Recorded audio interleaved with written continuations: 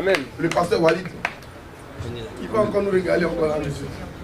Amen. Merci Seigneur. C'est une joie. Soyons dans la joie. Amen. Soyons dans la joie. Est-ce qu'on peut acclamer pour Jésus? Amen.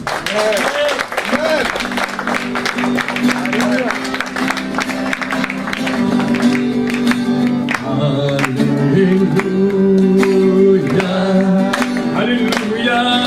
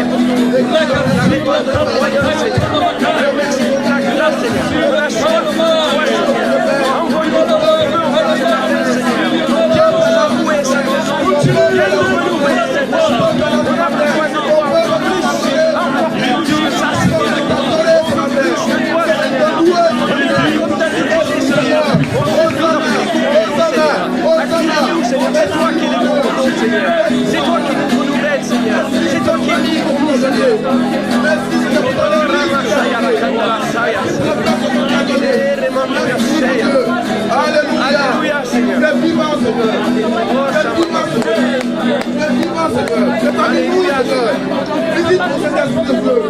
Merci mon Dieu. Alors que nous sommes dans la présence de Dieu, Merci mon Dieu. tu vas dire cette prière avec moi et tu vas dire cher Saint-Esprit. Cher Saint-Esprit, Je viens te demander pardon ce matin. Je vais te demander pardon ce matin. Là où je t'ai attristé. là où je t'ai attristé, Là où je t'ai éteint dans ma vie. là où je t'ai éteint dans ma vie, Là où je ne t'ai pas écouté. là où je t'ai pas écouté, Et je te demande de venir me toucher. et je te demande de venir me toucher, Seigneur. Je te demande de venir me remplir de ta présence. Je te demande de venir me remplir de ta De présence. me toucher encore ce matin. Ce matin, c'est Et de que ta Dieu. gloire descende. Que ta gloire descende. J'ai besoin de toi. J'ai besoin de toi, Seigneur. Alléluia. Tu sais mes espoirs. Seigneur, tu sais mes craintes. Seigneur, tu sais mes craintes. Et mes mots sont bien trop petits. Mes mots sont bien trop petits pour dire tout l'amour que j'ai pour toi. Tout comme la pluie. Les mots pouvaient couler. Les mots pouvaient couler. Et si j'avais l'éternité, Et si j'avais l'éternité, je ne pourrais pas l'exprimer. alors dans mon cœur, Alors dans mon cœur, un esprit qui te loue, entends les chants d'amour. entend le chant d'amour d'un enfant racheté. Je prenais mes faibles mots pour te dire quel merveilleux tu es. Et je ne pourrais pas te dire combien je t'aime. Alors entends mon cœur. Je ne pourrais pas te dire combien je t'aime. Alors entends mon cœur.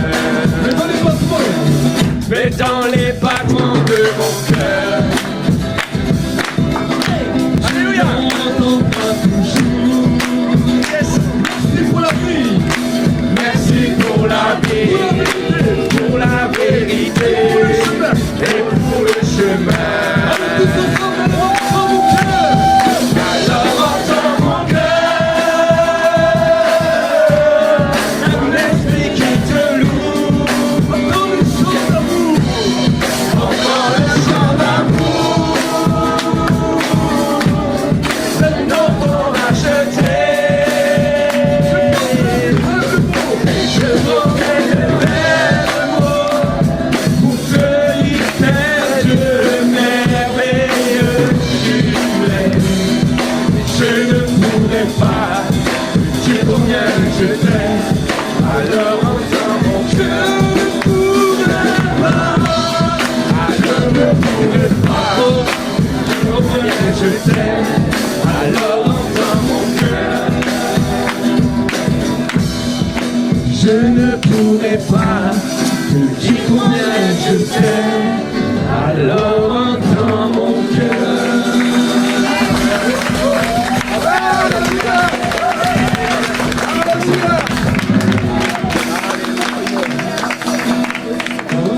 Tu descends, Oui, tout s'arrête. Il y a transfert entre ciel et quand tu terre. descends, Quand tu descends, l'atmosphère change. l'atmosphère change.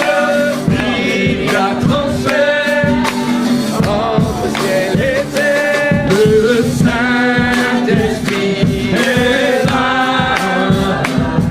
Le Saint-Esprit est là. Viens là, Le Saint-Esprit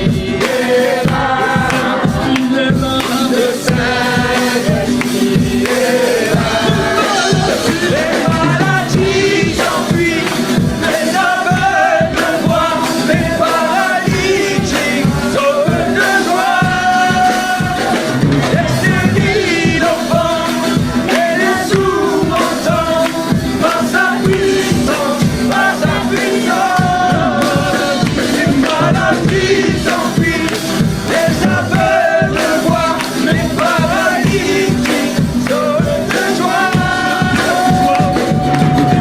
Alléluia. Les sourds entendent par sa puissance, par sa puissance, par sa puissance, par sa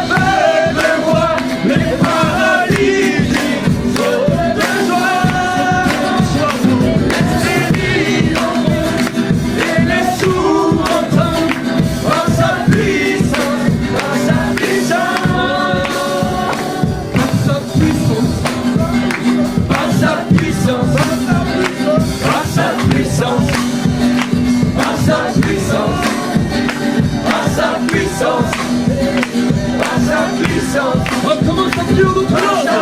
On commence à ouvrir le ciel.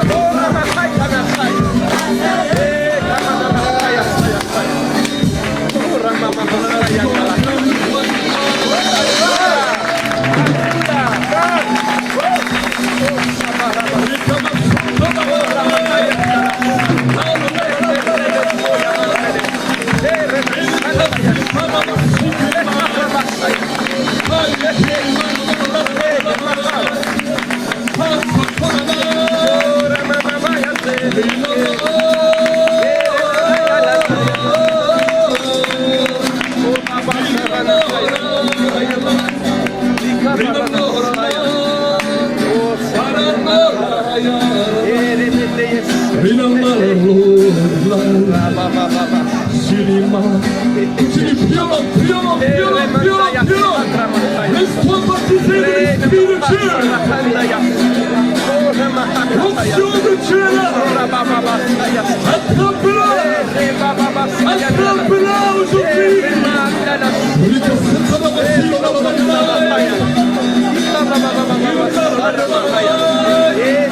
Alléluia. Alléluia.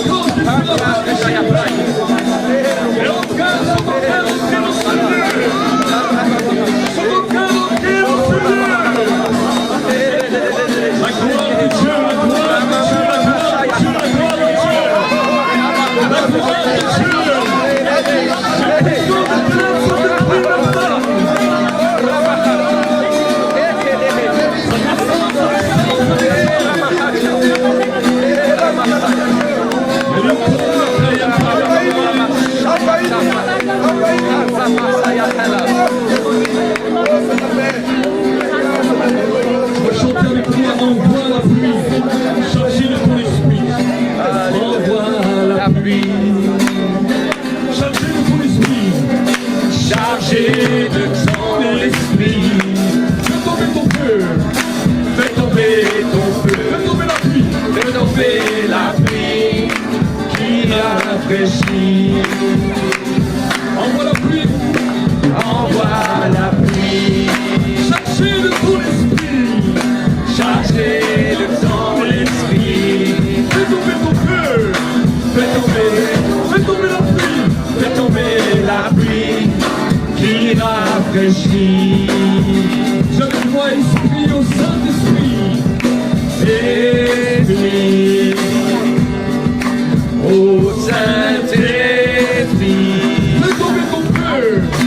Fais tomber ton feu. Fais tomber la pluie qui rafraîchit. Esprit au Saint-Esprit. Esprit au Saint-Esprit. Fais tomber ton feu. Fais tomber ton feu. Fais tomber la pluie qui rafraîchit. Fais tomber ton feu. Fais tomber ton feu. Fais tomber la pluie qui rafraîchit. Fais tomber ton feu. Fais tomber la pluie qui rafraîchit. Encore pour le roi de gloire. Donc tu crois que bientôt nous verrons le Seigneur. Est-ce que tu le crois? Amen. Est-ce que tu crois que bientôt nous verrons le Seigneur? Amen. Amen. Alors acclame fortement pour le Seigneur. Nous allons chanter un chant qui dit bientôt, très bientôt, nous allons voir le Seigneur. Amen. Bientôt, très bientôt, nous allons voir le Seigneur. Yeah. Bientôt, très bientôt, nous allons voir le Seigneur. Bientôt, très bientôt, nous allons voir le Seigneur. Alléluia, alléluia, nous verrons le Seigneur. Bientôt, très bientôt, nous allons voir le Seigneur. Hey. Bientôt, très bientôt, nous allons voir le Seigneur. Bientôt, très bientôt, nous allons voir le Seigneur. Alléluia, alléluia, nous verrons le Seigneur. Là où plus de peur, nous allons voir le Seigneur. Non, là où plus de peur, nous allons voir le Seigneur. Là où plus de peur, nous allons voir le Seigneur. Alléluia, nous verrons le Seigneur. Alléluia, alléluia, nous verrons le Seigneur. Alléluia, alléluia, nous verrons le Seigneur. Acclame le roi de gloire.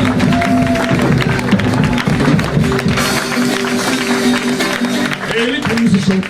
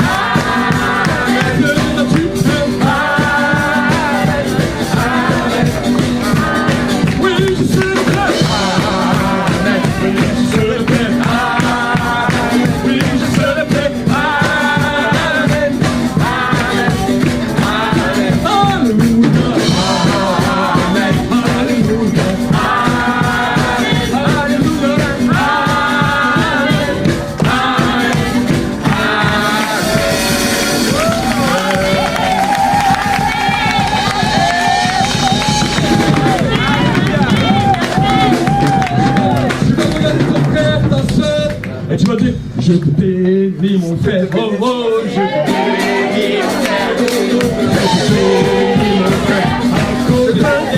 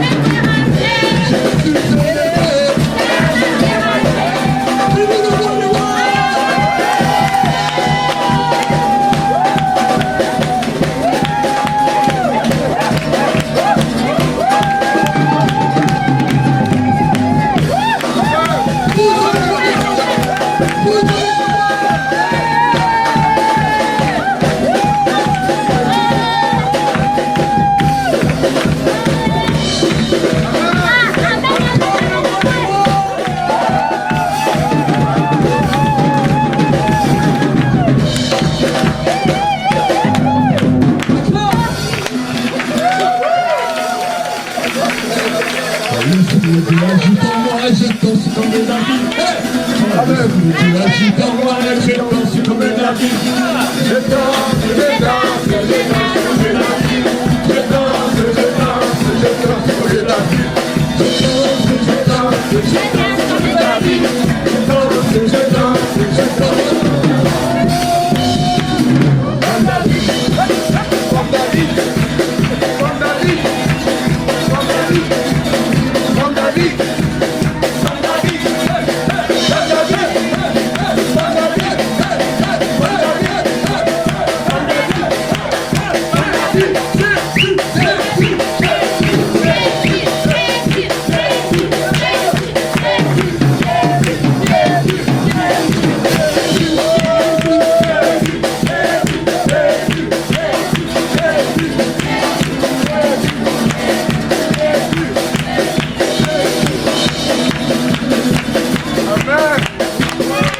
Quand les disques du Seigneur se mettent à louer Dieu, il se produit de grandes choses. Quand les disques du Seigneur se mettent à louer Dieu, il se produit de grandes choses. Des guérisons, des délivrances. Et si tu suis dans la présence du Seigneur, des guérisons, des délivrances. Et si tu suis dans la présence du Seigneur, ici on sent la présence du Seigneur. Ici ensemble, la présence du Seigneur. Ici ensemble, la présence du Seigneur. Ici ensemble, la présence du Seigneur. Ici ensemble, la présence du Seigneur. Ici ensemble, la présence du Seigneur.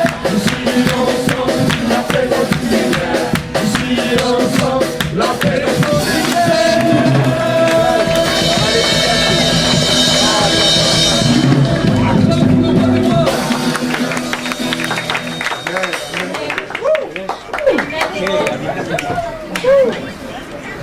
Amen.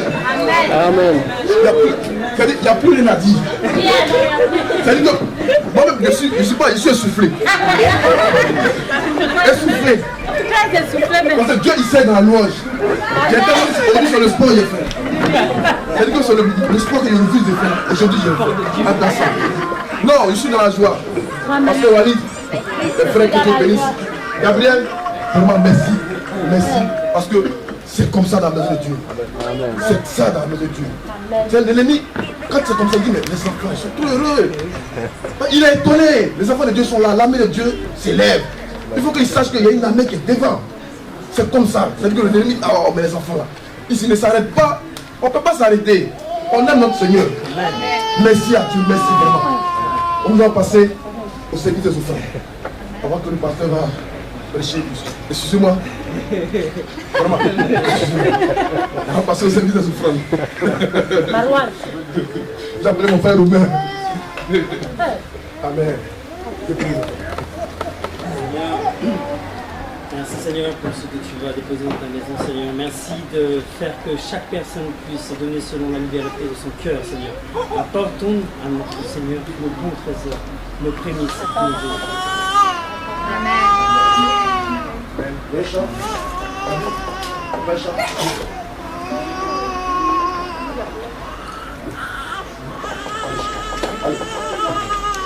Je suis un bon chanteur. Je n'ai pas une bonne voix, mais je sais danser. Voilà, le pasteur c'est pas de voix. Amen. Amen, on va se lever ensemble pour porter l'offrande.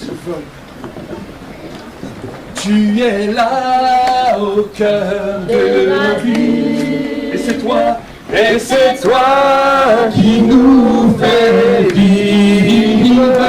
Tu es là au cœur de la vie. Dieu vivant, oh Jésus-Christ, tu es là. Alors, quand tu es là au cœur de la vie. Et c'est toi qui nous fais vivre. Tu es là au cœur de la vie. Dieu vivant, oh Jésus-Christ. Dans le bonheur, Seigneur, dans le malheur, Seigneur, tu es là. Et dans nos cœurs, et dans ce lieu Seigneur Jésus-Christ, tu es là. Ensemble, tu es là au cœur de nos vies. Et c'est toi qui nous fais vivre. Tu es là au cœur de nos vies. Dieu vivant, oh Jésus-Christ. Amen. Merci Seigneur. Merci mon Dieu. Les enfants sont bénis pour ce soir. Amen. Amen. On va danser. La partie que j'aime, c'est cette partie-là où on va être nourri spirituellement. Où on va vraiment prendre le lait spirituel. C'est que ce n'est pas la nourriture terrestre, mais la nourriture céleste. Amen. C'est-à-dire le temps de la parole. Parce que toute chose a été faite par la parole. Il a dit dans Jean 1. Donc, c'est la parole. On va être tous vraiment disposés à écouter. C'est le pasteur, on va le fatiguer, le pasteur. On va aussi le fatiguer. Mais c'est sa mission, il sait que l'Esprit de Dieu le conduit. Amen. On va tous se lever, vraiment dire merci à Dieu pour acclamer le pasteur Walid.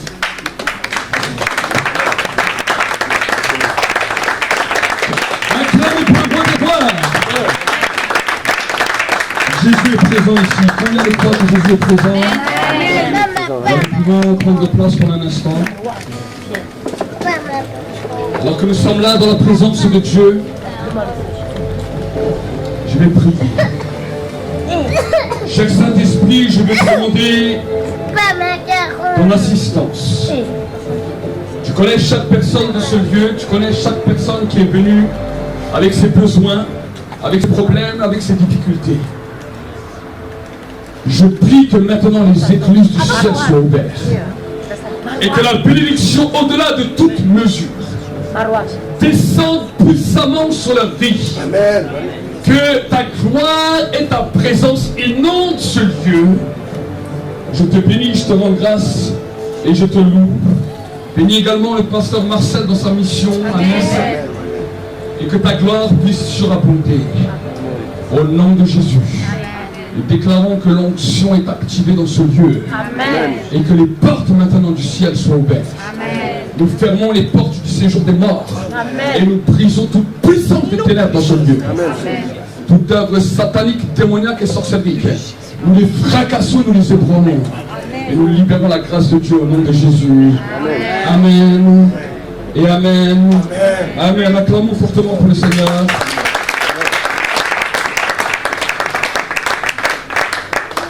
Je suis le prophète Walid Zouache avec mon épouse qui n'est pas venue puisqu'on a enchaîné, c'est la 3e réunion depuis hier.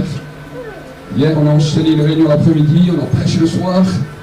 Et votre pasteur m'a dit, je ne serai pas là, est-ce que ça te dérange de venir prêcher? J'ai dit, il n'y a pas de souci, je le fais avec joie. Amen. Amen. Et nous bénissons Dieu pour la diversité du peuple de Dieu.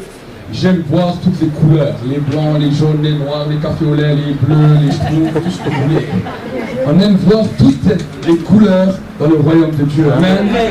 Parce que, vous savez, le seul royaume qui se compose de toute nation, c'est le royaume de Dieu.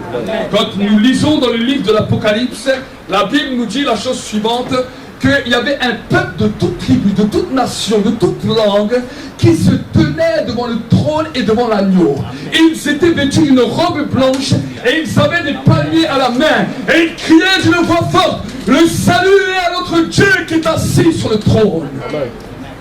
Les 4 anciens et les 24 vieillards se prosternaient et adorèrent. Et là, les anges ont commencé à adorer. Un alléluia. Ils ont commencé à remercier le roi des rois. C'est comme ça que ça se passera aussi. Amen. Il n'y aura plus de culture, il n'y aura plus de race. On sera un seul peuple, une seule nation. Amen. Tu as peut-être été racheté, je ne sais pas, du Brésil, de l'Afrique, de l'Argentine, de la France ou je ne sais de quel pays. Moi c'est pareil, mais ensemble maintenant, quand nous avons accepté Jésus, les choses anciennes deviennent passées, maintenant toutes choses deviennent nouvelles en Christ. Amen. Et nous devenons un seul peuple avec un même Père. Et nous devenons des frères. Amen. Vous avez un frère un peu fou, mais c'est pas grave. On est frères. Amen. Amen. Dieu aime quand nous venons l'adorer, quand nous venons le louer avec un cœur sincère. Ce que Dieu cherche n'est pas simplement une belle prière bien tout définie. Dieu veut le cœur. Amen. Et quand le cœur de l'homme commence à s'élever pour adorer son Dieu, dans le monde spirituel, ça crée une détonation. Amen. Alors je ne sais pas comment vous êtes ici, mais moi quand je prêche, j'aime que le peuple de Dieu puisse recevoir et prendre, attraper tout ce qu'il y a. Amen. Alors comment qu'on attrape? Vous savez, chaque serviteur de Dieu, quand il vient prêcher, il a une délégation d'anges qui travaille avec lui. Et ces délégations d'anges sont là avec des plateaux. Et tout d'un coup, il y a le menu qui sort. Le serviteur qui vient vous prêcher, c'est le menu. On vient vous ouvrir la carte. Et là, maintenant, il y a tout un menu qui défile. Et les anges là sont prêts à venir apporter tout ce qui sort du menu. Mais le problème, c'est qu'ils les apportent aux gens qui veulent. Alors quand il y a une parole qui te touche, n'aie pas honte de dire Amen. Quand une parole commence à te travailler, parce que le Amen veut dire qu'il en soit ainsi. Amen. Dès que tu dis Amen, il y a une délégation d'anges qui vient avec moi, il vient directement chez toi. Amen. Tu as apporté cela chez toi. Amen. Amen. Amen. Ça veut dire qu'il en soit ainsi, qu'il soit manifesté ainsi dans ma vie. Amen. Yes. Alors vous voulez manger aujourd'hui? Amen. Amen. Amen. Amen. Amen. Amen. Amen. Amen.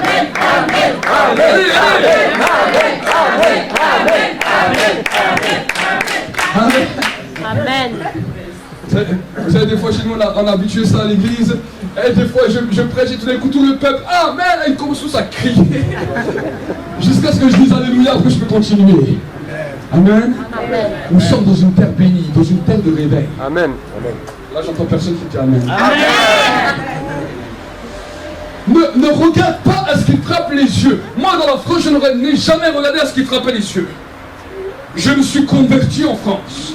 J'ai reçu le baptême du Saint-Esprit en France. J'ai reçu le baptême de feu en France. J'ai commencé le ministère en France. Amen. Je suis même un produit made in France. Amen. Certaines fois quand tu me vois, ils disent mais il vient de l'Amérique latine, il est colombien, il est brésilien, il est africain. Alors oui, je suis africain du Nord, mais je suis franco-algérien. Papa est algérien, ma maman est française. Mais je suis né en France et j'ai tout connu ici en France. Amen. Amen. Et je sais que depuis que je me suis converti, je crois. Et je le dis, je le prophétise que notre nation est une terre de réveil.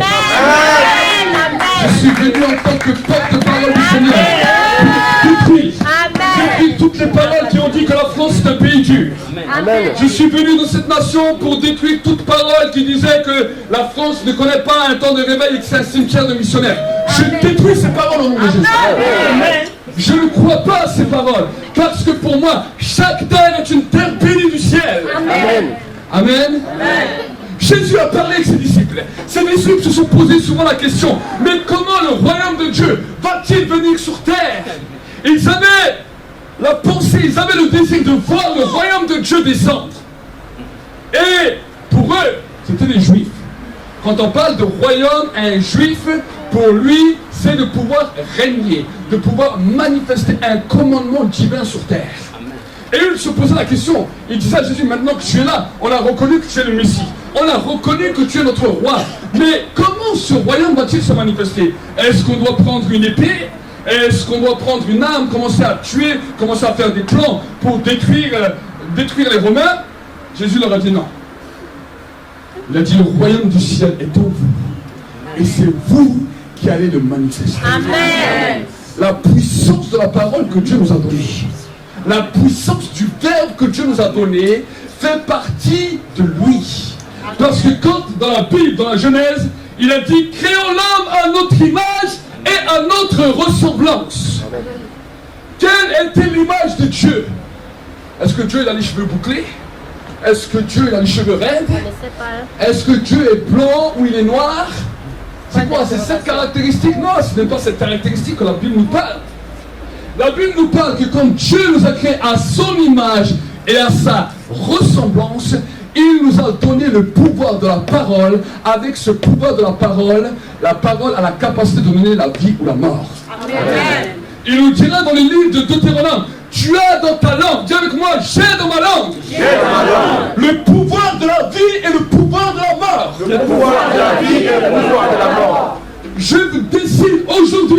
de choisir la vie. Je veux vivre avec le pouvoir de la vie.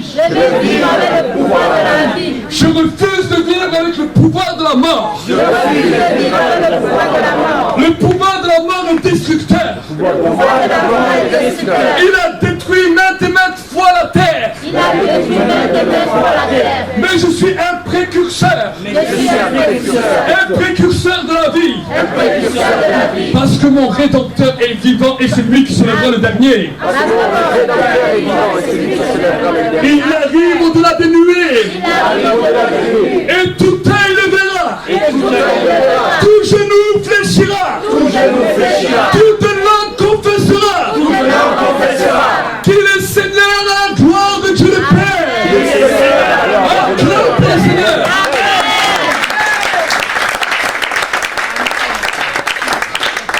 Là, vous rentrez dans le prophétique. Amen. Ça s'appelle rentrer dans le prophétique. Si seulement tu viens, Seigneur, s'il te plaît, aide-moi. Seigneur, aide ma famille. Tu vois combien j'ai prié. Tu vois combien j'ai jeûné. Tu vois combien j'ai posé. Tu vas prier comme ça 10 ans. Il n'y a rien qui va changer. Il y a quelque chose, il y a un pouvoir que tu dois comprendre. La Bible nous dit la lumière est venue dans les ténèbres. Les ténèbres ne l'ont pas reçu. Mais à tous ceux qui l'ont reçu, elle a donné le pouvoir, elle a donné la vie, devenu enfant de Dieu. Amen. C'est la parole qui a la vie. Alléluia. Je vais vous donner un témoignage. J'en ai tellement de témoignages, mais je vais vous en donner un pour que vous allez comprendre. Et peut-être qu'après, je vais vous en donner d'autres. Mon fils, il venait de terminer son CAP, il a 17 ans. J'ai 2 garçons, Manassé et Joshua. Et mon fils, il a 17 ans et il venait de terminer son CAP. Et quand il a terminé son CAP, voilà, il a reçu des affectations il a fait ses vœux pour aller en bac pro. Et alors qu'il a fait ses vœux, on nous a envoyé le papier que voilà, il devait attendre 12 ou 13 personnes avant lui. Et seulement s'il y a ces 12 ou 13 personnes, lui pourra passer. Mais par contre, on ne nous a pas dit, quand on devait aller à l'école, on nous a dit qu'il fallait attendre un certain temps, un certain délai. Un jour, je suis là en prière, et le Saint-Esprit me dit, dis à ta femme, demain, il faut aller demain au lycée de ton premier fils et du deuxième fils, parce que c'est demain l'inscription, après ce jour, il n'y a plus rien. Ça, c'est Dieu qui m'a dit, ce n'est pas les établissements qui ont dit. J'ai dit ok, j'ai dit ça à mon épouse, je dis demain on va aller faire les papiers. Alléluia. Le lendemain on est allé dans les lycées, et dans les lycées ils nous ont dit effectivement, si vous ne venez pas aujourd'hui, c'est impossible après d'inscrire votre fils. Alors on voyait que Dieu, ce qu'il m'avait dit c'était ça. Et on inscrit d'abord le deuxième, et on arrive pour le premier, et tout était fermé, on nous a dit non, il faut attendre, parce qu'il y a déjà eu des choses. Et je suis sorti. Et j'ai dit à mon épouse, mais comment qu'on fait maintenant? Parce que s'il n'a rien, l'année prochaine, il ne pourra même pas faire d'études, il devra rester à la maison. Et je rentre dans la voiture, mon épouse dit, vas-y, retourne-y. Et là, je dis, ok. J'ai dit, je vais y retourner. Mais je ne vais pas retourner à la manière d'un homme. Et je vais retourner à la manière d'un fils de Dieu. Amen. Et j'ai pris mon fils avec moi. J'ai dit, mon fils, regarde ce qui va se passer. Avant, on était allé, il y avait les bureaux des surveillants, vous ne pouvez pas accéder comme ça au bureau des proviseurs. D'abord, c'est les surveillants que vous devez faire, et c'est eux qui vous donnent l'acceptation pour aller là ou là.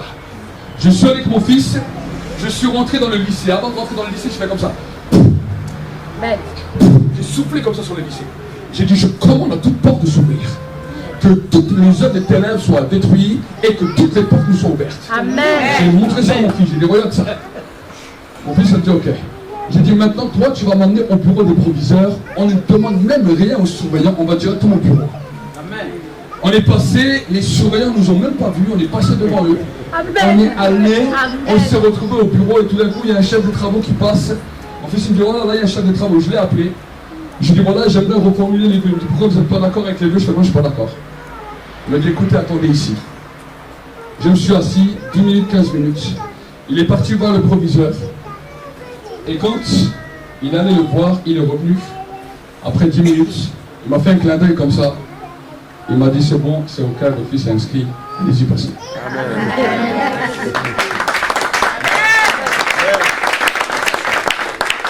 Nous avons un Dieu avec qui nous ne jouons pas. Amen. En 2004, 2004, j'ai cherché un travail. C'était en pleine crise économique. D'ailleurs, ça n'a pas beaucoup changé depuis. Mais là-bas, il n'y avait pas beaucoup de travail. J'étais sur Mulhouse, il n'y avait rien comme travail. Et là, j'ai prié. J'ai dit, Seigneur, je veux chercher un travail. Et je suis arrivé à l'agence intérim et j'ai vu une file de gens. Il y avait au moins 20-30 personnes dans l'agence intérim. Chaque personne qui arrivait devant le comptoir. Bonjour, je cherche un travail, je vous donne mon CV. Et la petite secrétaire, bonjour, merci, on vous rappellera si on a quelque chose. J'ai vu comme ça 10 personnes qui défilent comme ça devant moi. Moi j'ai vu ça. J'ai dit ça c'est la manière des hommes. Dis-moi, je ne suis pas un homme comme les autres hommes, je suis un enfant de Dieu. Je suis arrivé au niveau du comptoir. La salle était pleine derrière des gens qui attendaient. Elle dit bonjour monsieur, qu'est-ce que je peux faire pour vous? Je dis bonjour, je vais vous expliquer ce qui va se passer. Je dis maintenant je vous donne mon CV, mon numéro de téléphone.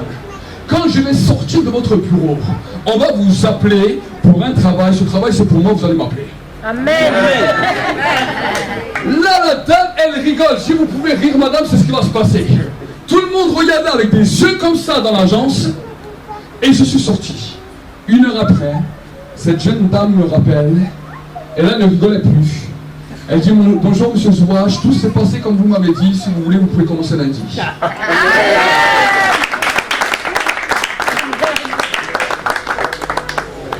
Vous savez, quand nous commençons à entrer dans cette dimension, ça devient une folie parce que tout devient possible. Amen. Tout devient possible. Quand je me suis converti, j'ai commencé à apprendre comme vous. À apprendre comme vous. Mais quand j'ai commencé à découvrir la foi, j'ai découvert que la foi, il n'y a pas besoin de jeûne pour l'activer. Écoute bien. La foi, il n'y a pas besoin de jeûne pour l'activer. Il n'a même pas besoin de prière pour activer la foi. La prière n'active pas la foi. Le jeûne n'active pas la foi. Sinon, les musulmans seraient number one. Ah oui. Si ça serait la prière et le jeûne qui activerait la foi, les musulmans seraient number one. Mais ni le jeûne, ni la prière n'activent la foi. Je vois déjà des regards comme ça. Allez, mais qu'est-ce qu'il nous raconte? La Bible nous dira la chose suivante. La foi vient de ce qu'on entend. Ce qu'on entend vient de la parole de Dieu. Ce n'est pas en priant qu'on active notre foi, mais c'est en écoutant, en lisant, en plongeant nos regards dans la parole de Dieu. Et alors, la prière devient une parole de Dieu sur terre. Amen. La prière devient une déclaration. Quand tu sais qui tu es, quand tu sais comment Dieu t'a appelé, comment Dieu t'a construit, ta prière devient une déclaration de Dieu sur terre. Amen. Amen. Et là, la prière devient agréable. La prière n'est plus difficile. La prière n'est pas un fardeau. La prière n'est pas décourageant. Des fois, on a l'impression qu'on vient avec tous nos problèmes, toute notre liste de courses. Seigneur, il y a ça, il y a ça, il y a ça, il y a ça, il y a ça, il y a ça. Et quand tu parles de la prière, tu es encore plus découragé quand tu rentres. La prière, ce n'est pas ça. Tu plonges ta parole, tu plonges tes yeux dans la parole de Dieu. Tu lis ta Bible à haute voix. Tu laisses cette parole imprégner ton cœur. Tu laisses cette parole descendre dans tes entrailles. Et là, au bout d'un moment, quand tu te mets en prière, il y a une explosion. Il y a quelque chose de glorieux qui descend et dans lequel le ciel est ouvert. Amen. Regarde ce qu'il nous dira dans le livre de Hébreux au chapitre 11. Hébreux chapitre 11. Vous êtes avec moi? Est-ce que vous m'entendez bien? Hébreux chapitre 11, verset 1er. Si vous y êtes, dis-moi Amen. Amen. La Bible nous dira la chose suivante. On peut se lever pour la parole. Or, la foi, c'est l'assurance des choses qu'on espère. La démonstration de celles qu'on ne voit pas. C'est à cause d'elle que les anciens ont reçu un témoignage. C'est par la foi que nous comprenons que le monde a été formé par la parole de Dieu, de sorte que ce qu'on voit ne provient pas de ce qui est visible. Dans le verset 6, il nous dira, « Or, sans la foi, il est impossible de plaire à Dieu. Celui qui s'approche de Dieu doit croire premièrement qu'il existe, deuxièmement qu'il est le rémunérateur de ceux qui le cherchent. Amen. Amen. On s'assoit.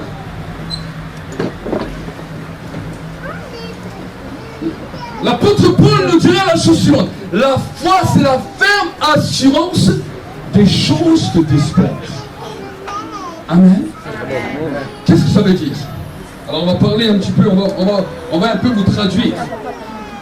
Parce que même si on a différentes langues, l'homme avec sa pensée, quand il lit la Bible, il a besoin toujours d'un traducteur. C'est pour ça qu'on a besoin du Saint-Esprit. Et c'est pour ça que le Saint-Esprit a équipé des ministères pour nous traduire ce qu'on n'arrive pas à comprendre dans la parole de Dieu. Amen. Donc, il nous dira ça. Il nous dira, la foi c'est l'assurance. C'est-à-dire que tu es assuré que ce que tu as besoin, tu l'as déjà. C'est ça. Mais ça devient difficile à comprendre parce que quand on est face à nos problèmes, quand on est face à nos difficultés, quand on est face à nos raisonnements, on se dit mais comment je peux avoir l'assurance des choses que j'ai besoin, l'assurance des choses que j'ai besoin, si à l'intérieur de moi je n'ai pas cette assurance. Parce qu'aucun homme n'a l'assurance. Des fois on a peur. Vous savez, on aimerait bien que Dieu fasse certaines choses pour notre vie, mais en même temps on a un sentiment de peur, on a un sentiment de crainte, et finalement, des fois quand Dieu ne nous exauce pas comme on aimerait, on se dit, tu vois, je pensais que finalement ça n'allait pas marcher comme cela. Et ce sentiment de crainte fait que beaucoup d'enfants de Dieu vont essayer de trouver des chemins un petit peu secondaires pour essayer d'aider Dieu. Mais ce que la Bible nous enseigne, c'est qu'on n'a pas besoin d'aider Dieu. Et je suis passé par là, et je sais que chaque personne passe par là. On appelle cela le chemin de la maturité. Mais quand nous commençons à plonger nos regards dans la parole de Dieu, nous allons lire la parole jusqu'à ce que cela devienne une assurance en nous. Dans le terme théologique, on appelle cela la parole Réma. La parole qui vient nous consolider, la parole qui vient nous affirmer que ce que tu as besoin est déjà accompli. Et pour arriver dans cette dimension, nous avons besoin de nous nourrir de la parole de Dieu. Nous avons besoin de lire cette parole et d'être bouleversés, secoués par cette parole. Amen. Amen. Alors je vais vous raconter en quelques mots comment je me suis converti. Je me suis converti en 2004, il y a déjà quelques années, j'étais un peu plus jeune. Et je croyais que la vérité se trouvait dans l'islam. Et on m'avait invité dans une réunion un peu semblable à celle-ci, seulement un peu plus grande, pour venir entendre le message de l'évangile, bien que je connaissais des chrétiens. J'avais dans ma famille des gens qui étaient chrétiens, dans ma famille des gens qui étaient musulmans. Et moi, pour moi-même, j'étais convaincu que la vérité se trouvait dans l'islam. Mais là, on m'a invité à l'église, et quand on m'a invité à l'église, à la fin, le frère qui m'a invité m'a donné une Bible. Il m'a dit, alors comment ça t'a plu? Écoute, c'est un sermon. Et je suis rentré chez moi, j'ai pris cette Bible, je l'ai posée à côté de mon lit, et pendant quelques jours, je rigolais quand je voyais cette Bible. J'ai dit, ces chrétiens, c'est des malades. Je dis, moi, j'aime pas lire. Eux, ils s'amusent à lire ce gros livre. Je dis, ils doivent mettre au moins 10 ans pour le lire. Et un jour, alors que je pensais comme cela, je dis, je vais lire le résumé de la Bible. Comme ça, si un chrétien vient encore me prendre la tête avec les histoires de l'évangile, je raconte quelques histoires, après il me laisse tranquille. Mais dans la Bible, dans aucune Bible, il y a un résumé. Peut-être les prochaines qui vont sortir. Mais jusqu'à aujourd'hui, je n'ai vu aucune Bible avec un résumé. Parce qu'il y a 66 livres. Et là, je tourne la première page, j'avais écrit la Sainte Bible. Je tourne la deuxième page, il y avait quelque chose d'écrit qui aujourd'hui n'est plus. Et ce qu'il y avait écrit, la Bible peut être lue en 72 heures, sans manger, sans dormir, à haute voix. J'ai dit, ce gros livre, on peut le lire en 72 heures. J'ai dit, ok. Je vais me lancer un défi. Je vais lire cette Bible plus rapide qu'aucun chrétien n'a jamais lu. Je vais tout lire, les points, les virgules, les parenthèses, tout ce qu'il y a, à haute voix. Et quand j'ai fini de lire, je retourne chez la personne qui me l'a donné, je lui jette dessus. Et je lui dis, j'ai entendu le message de l'évangile, j'ai lu ta Bible en entier, haute voix, ne me parle plus jamais de Jésus. Et le frère qui m'a donné la Bible m'a dit, le jour où tu commences, commence par les évangiles. Alors j'ai commencé directement le même jour. J'ai lu tout l'évangile de Matthieu d'un trait. Ça m'a pris 4 heures. 1 heure pour 7 chapitres, donc il y en a 28. Et quand je suis arrivé à la fin de Matthieu, j'étais fatigué. J'ai mis un marque-page, j'ai dit demain je continue. Ce que je ne savais pas, c'est que la parole commençait déjà à faire 1 heure en moi. Mais moi, je lisais ça comme un livre normal. Le lendemain, le deuxième jour, je lis l'évangile de Marc et de Luc d'un trait. Sans m'arrêter. Quand j'arrive à la fin de Luc, alors les histoires de Jésus extraordinaires, tout ce qu'il faisait. Mais quand je suis arrivé à la fin de Luc, j'ai dit, j'espère que toute la Bible, c'est pas comme ça. Ils auraient pu faire un livre, ils auraient fait les 3. C'est les mêmes histoires. Seulement par un narrateur différent. Et toujours, je n'étais pas converti. J'ai dit, je ne me marque pas, demain je continue.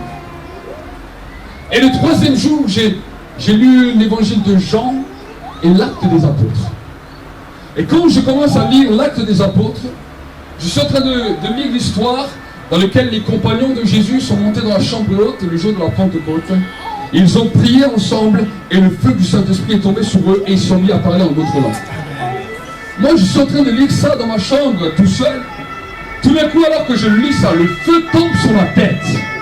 Je parle une langue que je ne comprends pas. Rakapapapa. Je pris ma Bible, je fais comme ça. Qu'est-ce que c'est? Alors je parlais à Dieu. Je dis, écoute Dieu, je ne sais pas qui t'es. Je ne sais pas qui t'es. Je dis, dans l'islam, il est dit, tu égares qui tu veux, tu amènes à toi qui tu veux. J'ai dit, moi, je n'ai pas envie d'être un égaré. Aujourd'hui, je viens de lire la Bible des chrétiens. L'expérience que les disciples de Jésus ont vécue, j'ai vécu la même. Je dis, peut-être demain, je vais lire le livre de Bouddha, de Krishna, de je ne sais pas quel autre homme. Je vais peut-être vivre la même expérience. J'ai dit alors j'ai dit à Dieu, moi je ne veux pas chercher le midi à 14h. Je te demande à toi de me montrer quelle est la vraie vérité. Peu importe quelle vérité ça sera. Que tu sois le Dieu de Mohammed, le Dieu de Marie, le Dieu de Bouddha, le Dieu de Jésus, le Dieu de je ne sais pas qui. J'ai dit, je ne veux pas que c'est un homme qui me le révèle parce que je ne l'écouterai pas. Mais je dis, je veux que c'est toi qui me le révèle. Et pour que je suis sûr que c'est toi qui me le révèle, je veux que ça se passe puissance 1000. Comme jamais t'as fait un homme et que je ne décolle pas de mon lit. Je dis, mais sache une chose. Si pendant toute cette vie que je suis sur cette terre, tu m'as jamais dit quel est le vrai message, quelle est la vraie vérité, le jour où j'arrive au paradis, tu ne pourras jamais dire que je t'ai jamais cherché. J'ai fermé ma Bible. J'ai dit, Dieu va me répondre par l'islam. Je suis allé dormir, il n'y a rien qui s'est passé. Le lendemain, je suis sorti dehors, j'ai oublié mes histoires de la Bible, j'ai oublié tout ce que j'avais. Je suis rentré chez moi, j'ai essayé de regarder la télé, il y avait rien d'intéressant à la télé. J'ai mis un peu de musique et je me suis endormi. Et quand je me suis réveillé, quand j'ai ouvert mes yeux, mon corps était totalement paralysé. Juste ma tête qui bougeait. Moi, j'ai oublié la prière que j'ai faite la veille, puissance 1000, que je ne décolle pas de mon lit. Mais Dieu m'a pris au sérieux. Et là, alors que j'étais paralysé, que ma tête bougeait, j'ai dit, ça y est, j'ai fait tellement de bêtises, maintenant Dieu m'a puni, c'est fini, c'est terminé pour moi, j'ai 21 ans, je suis paralysé. Et alors que je parle comme ça, tout d'un coup, à un moment donné, il y a la télé du ciel qui est descendue sur terre. Le plafond, tout a changé, c'est une vision ouverte qui s'est manifestée. J'avais les yeux ouverts, je voyais la vision. Je ferme les yeux, je vois la vision. Je tourne la tête à droite, je vois la vision. J'essaie de me cacher dans le canapé, je vois la vision. 360 degrés. Et dans cette vision, je me vois moi avec mon meilleur ami en train de lui prêcher les histoires de Jésus, ce que Jésus a fait, les histoires que j'avais lues la veille. Et moi j'ai vu ça, je dis non, moi premièrement je ne suis pas chrétien, je suis musulman. Et deuxièmement, je ne suis pas un prédicateur, je suis un jeune de quartier, c'est pas moi, je refuse ça. Je dis c'est pas moi, je refuse. Je bataillais avec cette vision jusqu'au moment où j'entends la voix de Dieu audible qui me parle comme un homme. Et il me dit, sans Jésus, tu ne peux pas être sauvé. Amen. Quand la voix finit de me parler, la vision a disparu. Je me suis levé, la paralysie a disparu. Et une paix est descendue sur moi. Moi, je croyais que la vision a duré 10 minutes. Je regarde sur ma montre, il s'est passé 4 heures. J'ai mis ma main sur ma tête, je me dis, waouh! Tu lis la Bible, il se passe des choses de fou. J'ai dit, il n'y a pas de souci. Si c'est Jésus la vérité, je vais suivre ce Jésus. Amen. C'était en mars 2004. Et ça a commencé à me plaire, j'ai continué à lire la Bible. Quelques jours après, deux amis à moi viennent chez moi à la maison. Un ami marocain, un ami sénégalais. On était des jeunes de quartier, on faisait des bêtises ensemble, on s'amusait ensemble. Et là, alors qu'ils sont chez moi, on est en train de discuter de toutes choses, la télé tournait. Mon ami sénégalais reçoit un coup de téléphone. Et alors qu'il reçoit un coup de téléphone, il va à côté dans la chambre et là Dieu me parle audiblement. Et alors que Dieu me parle audiblement, il me dit, coupe ta télé, prie pour eux au nom de Jésus. Je dis ok. Moi je ne sais pas comment faire, mais c'est pas grave. Et j'appelle mes deux amis, je les assieds sur le canapé. J'ai dit, écoutez-moi bien, vous allez mettre vos poings comme ça. J'ai dit, vous allez baisser vos têtes. J'ai dit, vous allez fermer les yeux. J'ai dit, si vous ne faites pas ce que je vous dis, je vous frappe. Moi, je ne sais pas comment prêcher l'évangile. Mes amis se mettent comme ça. Moi, je lève les mains vers le ciel. Je dis, merci Jésus, tu bénis Abdoulaye et Adèle. Amen. C'était ma sainte prière. Mon ami sénégalais, il est parti de chez moi en courant comme un fou. Il a dit, ouais, il est devenu fou, il prie Jésus. Je ne sais pas ce qu'il arrive. Mon autre ami, le Marocain, il est là. Il commence à avoir des manifestations bizarres. Et j'attends qu'il se calme, je dis, Abdel, comment ça va? Quand il est revenu à lui, il m'a dit, écoute, je comprends pas. Il m'a dit, quand tu as prié, une force est sortie de moi et je me suis senti tout léger. Je lui ai dit, écoute-moi bien, Abdel.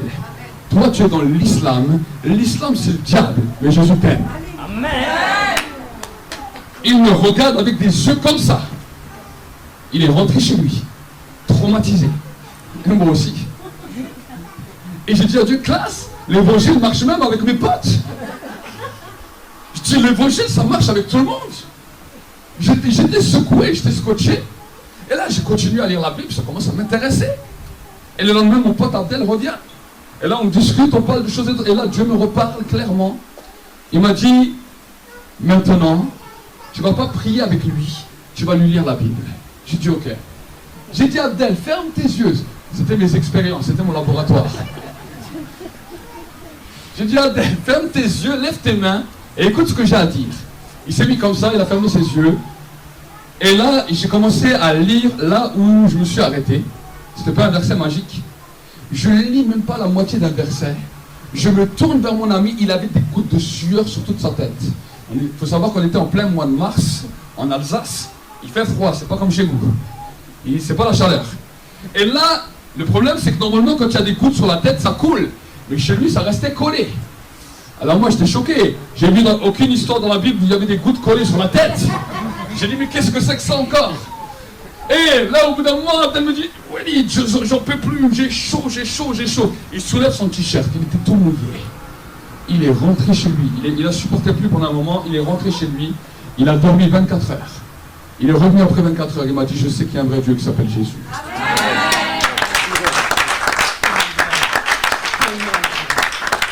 Et c'est comme ça que j'ai commencé à aller dans les rues, à prêcher l'évangile dans les rues, à voir Dieu s'agir dans les rues. 1 an plus tard, je suis devenu prédicateur dans l'église où j'étais. 2 ans plus tard, avec mon épouse, alors que je me suis marié l'année d'après, avec mon épouse, on a ouvert la première église qu'on a tenue pendant plus de 17 ans en Alsace. Et maintenant, aujourd'hui, nous sommes venus ici dans le sud pour bronzer un petit peu. Amen. On en avait marre d'être tout blanc, il nous fallait un peu de couleur. Mais on bénit Dieu pour tout ce que Dieu fait. Amen. Amen. Pourquoi je vous dis cela? Parce que j'ai été plongé dans la parole. C'est comme ça que je me suis converti. C'est comme ça que j'ai appris les choses. À travers la parole. J'ai jamais essayé dans toute ma vie de comprendre la Bible. Je n'ai jamais essayé. La seule manière que je lis ma Bible, quand j'ouvre ma Bible, je commence à prendre n'importe quel verset. La parole me fut adressée, fils de l'homme, parle aux gens de ton peuple. Tu leur diras. Et je prie, et je lis comme ça. Je peux lire comme ça pendant 1 heure. C'est comme ça que je lis ma Bible. Pourquoi? Parce que je ne cherche pas à la comprendre. Mon intelligence n'a pas besoin de comprendre. C'est mon esprit, mon homme intérieur, mon corps spirituel qui a besoin de grandir, qui a besoin de force. Et ensuite, maintenant, quand j'ai besoin de la compréhension, j'ai un ami qu'on appelle le Saint-Esprit qui vient m'enseigner toutes choses, qui vient mettre cette parole qui est entrée dans ma bouche à l'intérieur de mes entrailles et qui libère ce potentiel puissant pour apporter la vie là où je vais. Amen. Là, on vous a parlé de la constitution du corps spirituel. La parole est une substance, est une nourriture du corps spirituel. Jésus a dit, l'homme ne pourra pas vivre de pain seulement, mais de toute parole qui sortira de la bouche de Dieu. Amen. Cette parole, quand tu commences à te nourrir de la parole, ça vient à l'intérieur de toi. C'est la substance qui fait couler le sang de Jésus à l'intérieur de toi. Parce que la parole a été faite chair et elle a habité parmi nous pleine de grâce et de vérité. C'est pour cela que nous prenons la Sainte Seine. Pourquoi nous prenons la Sainte Seine? Nous prenons la Sainte Seine parce que c'est un symbole qui se manifeste dans le monde spirituel et cette parole que nous lisons active le sang de Jésus dans lequel notre corps spirituel commence à bouger. Amen. Et quand cela se produit à l'intérieur, dans ton homme intérieur, ton être spirituel, tu peux commencer à faire les choses que Jésus faisait. Vous êtes là? Amen. J'ai l'impression que je suis seul. Amen. Acclame pour la parole de Dieu. Amen. Jour après jour. Vous savez, quand la parole vient, la parole et l'onction sont liées. Le Saint-Esprit vient libérer l'onction. Et dans la dimension où le Saint-Esprit libère l'onction, il y a dans le monde spirituel quelque chose d'extraordinaire qui se passe parce qu'une délégation d'anges sont libérés chaque fois que le Saint-Esprit libère l'onction. Souvent, bien souvent, les gens parlent de l'onction juste parce que c'est le symbole de l'huile, mais le symbole de l'onction, c'est une délégation spéciale d'anges qui vient avec toi. On peut voir là dans la Bible, Jésus était dans le désert, tenté pendant 40 jours et 40 nuits lorsqu'il a jeûné par Satan.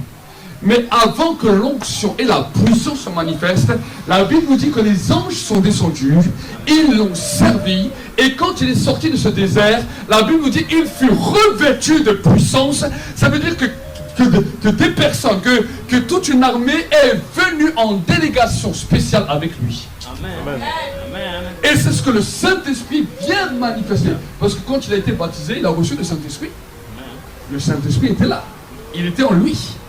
Mais pourtant, il n'était pas encore revêtu de la puissance. Maintenant, il est entré dans le temps du jeûne et de prière dans le désert pendant 40 jours. Où là, le diable l'a tenté. Le diable a essayé de le séduire. Et là, maintenant, quand il a réussi, ça a libéré dans le ciel, sur la terre, une délégation, une armée spéciale qui attendait maintenant ce passage pour qu'il vienne. Amen. Pourquoi je vous dis cela?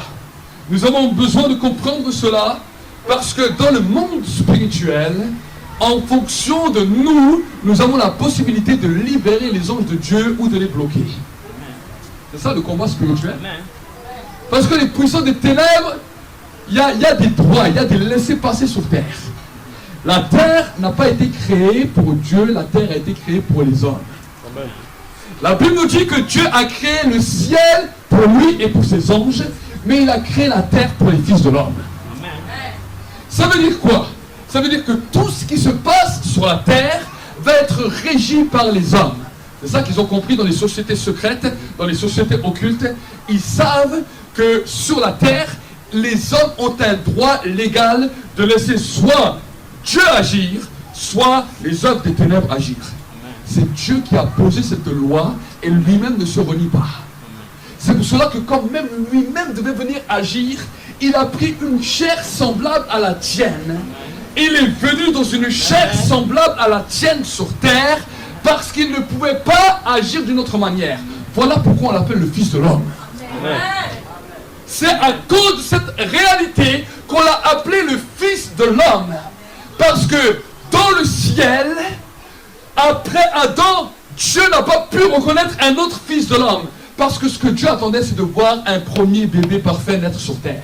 Un premier bébé qui n'a jamais connu le péché, qui n'a pas été infecté dans son sang par le péché.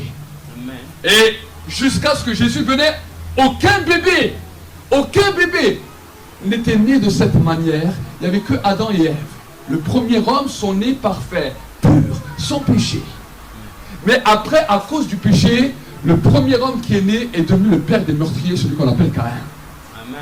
Il était censé devenir le guerrier le plus puissant sur terre, qui allait terrasser Satan, qui allait le massacrer, qui allait l'enchaîner terriblement.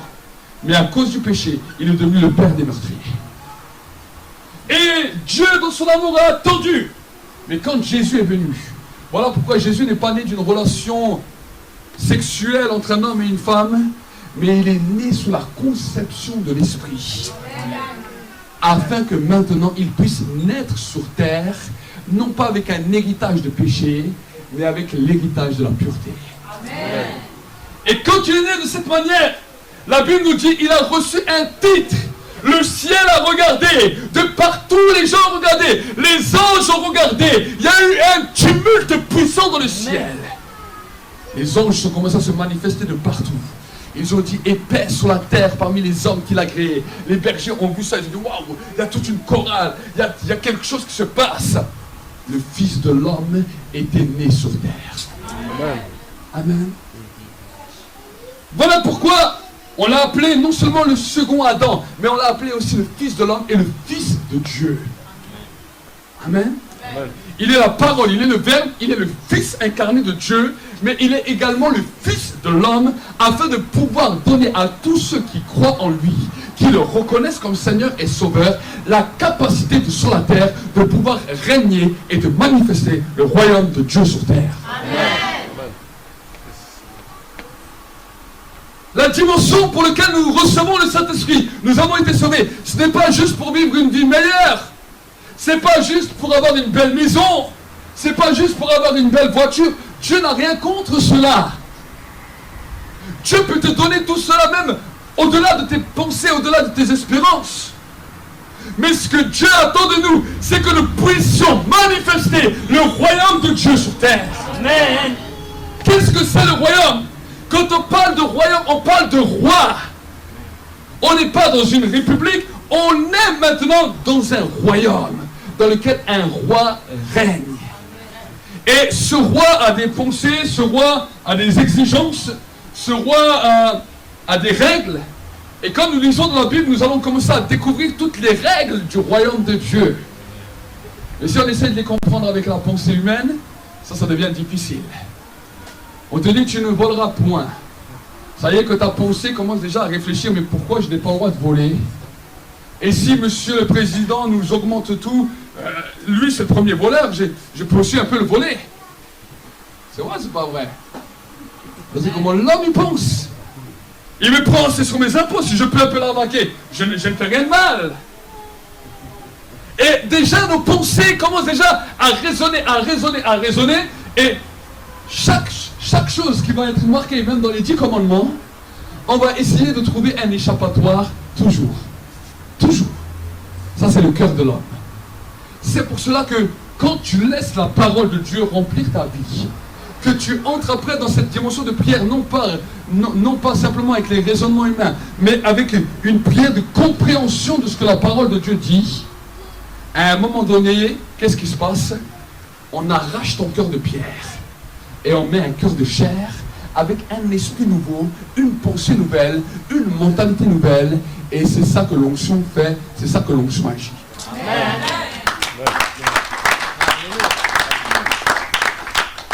La Bible nous dira que quand le prophète Samuel est venu voir David, il l'a dit, je vais me tourner. Et quand je me tourne, ton cœur sera changé en un autre homme. Et tu prophétiseras. À Saül, il a fait la même chose. Amen.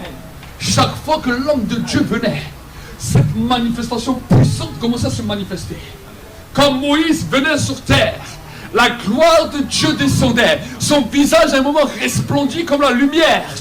Pourquoi? Parce que l'onction avait la capacité de changer, de métamorphoser, de bouleverser et d'amener les hommes dans un autre regard.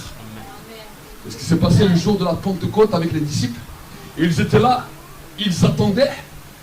Jésus leur a dit, vous restez à Jérusalem, vous attendez d'avoir la promesse, le Saint-Esprit viendra sur vous, vous allez être des témoins puissants sur toute la terre. Et ils étaient là, et leur prière c'est, Seigneur, je m'attends à ta promesse. Il n'a pas dit, Seigneur, j'ai besoin de ceci, j'ai besoin de cela. Pendant 10 jours, ils étaient là, Seigneur, je m'attends maintenant à ta promesse. Je veux recevoir ce que tu as promis. C'est ça que Dieu a promis. Il a promis d'envoyer son esprit sur toute chair. Dans le livre de Joël. Voici, dans les derniers jours, je répandrai de mon esprit sur toute chair. Vos fils et vos filles prophétiseront. Vos jeunes gens auront des visions. Et vos vieillards des songes.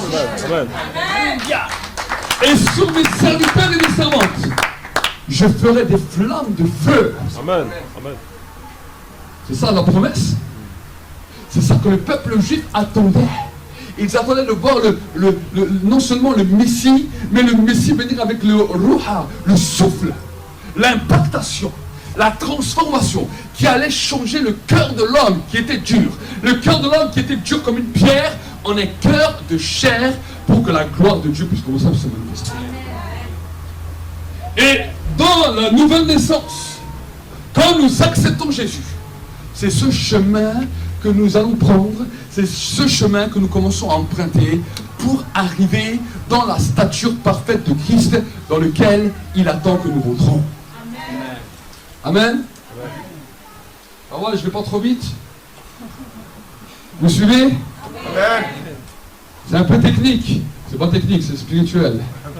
Amen. Amen. Mais c'est pour que vous puissiez comprendre, mettre des mots sur ce que vous n'arrivez pas des fois à comprendre. Des fois, moi je me souviens, j'étais un des premiers, quand je suis arrivé au début à l'église, on me parlait d'onction, de sanctification, de purification. Je dis, qu'est-ce que c'est tous ces mots barbares qu'ils sont en train de raconter? Je dis, je comprends rien. Le prédicateur, à la fin de sa prédication, j'ai senti la présence de Dieu, j'étais béni, mais je suis sorti, je dis, j'ai rien compris à ce qu'il a dit. Amen. J'ai rien compris. Et il disait des mots tellement barbares que pour moi, je comprenais rien. Mon cerveau, il buguait. Et le pire, c'est que quand j'arrivais dans les églises, je pouvais être au fond, on me disait, jeune homme, levez-vous. Oui, Dieu vous dit, vous êtes appelé au ministère, vous allez prêcher l'évangile, vous allez ceci, vous allez cela. Alors, au début, j'étais content, ça me flattait. Et un jour, j'ai fait un test. Je me suis mis devant un miroir, j'ai ouvert ma Bible. Je me suis bien habillé. J'ai essayé de lire un verset. Et j'ai essayé de prêcher. C'est quoi, au bout de 5 minutes, j'ai posé ma Bible. J'ai dit, les hommes de Dieu se sont trompés. J'ai dit, les hommes de Dieu se sont trompés. C'est impossible de prêcher. Et vous savez, quand je continuais à aller dans les églises, je me faisais tout petit, tout derrière. Et là, on me cherchait. Jeune homme! Je regardais derrière. Non, vous là! Avec le jogging. Il me reprophétisait les mêmes choses, plusieurs fois.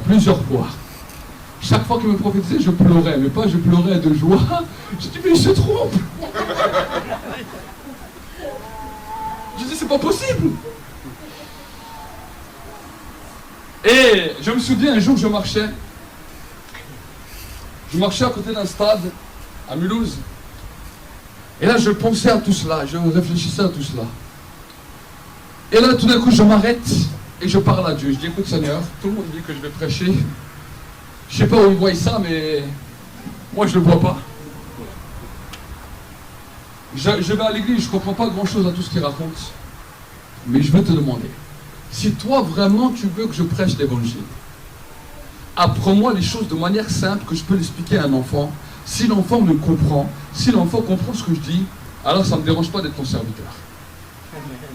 J'ai fait cette prière à Dieu. Et 3 mois plus tard, 2-3 mois plus tard, j'ai été baptisé de feu. Le feu est tombé sur moi. Et en un jour, j'ai pu savoir prêcher d'un coup. Les paroles sortaient de ma bouche. Ça coulait comme ça. Je me suis dit, waouh, c'est extraordinaire. Et j'ai été choqué. Et depuis, je suis devenu prédicateur de l'évangile. Depuis, je prêche.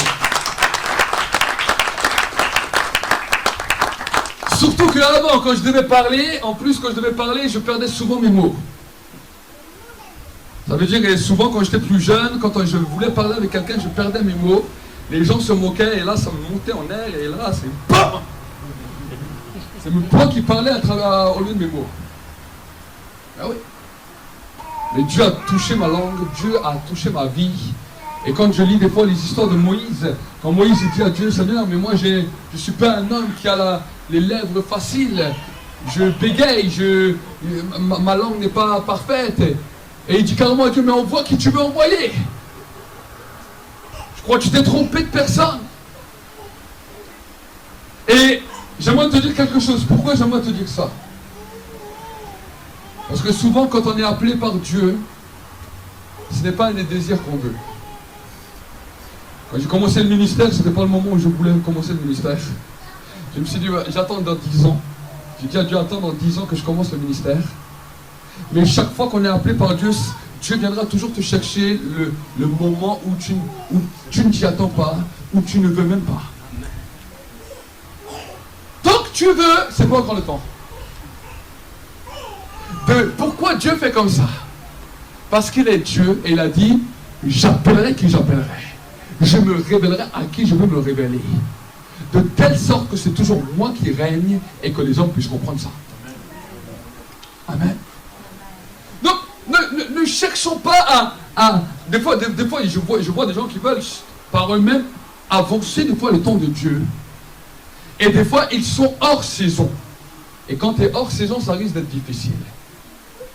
Dans chaque saison que tu vis en tant que chrétien, tu dois commencer à laisser cette parole immerger en toi, laisser cette parole te transformer et laisser Dieu te parler à sa manière, pas comme toi tu veux. Amen.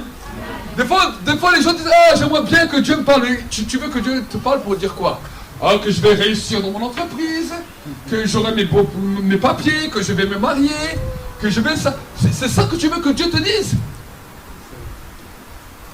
Ça veut dire que c'est toi qui programmes Dieu. Dieu est une intelligence artificielle. Tu l'as programmé.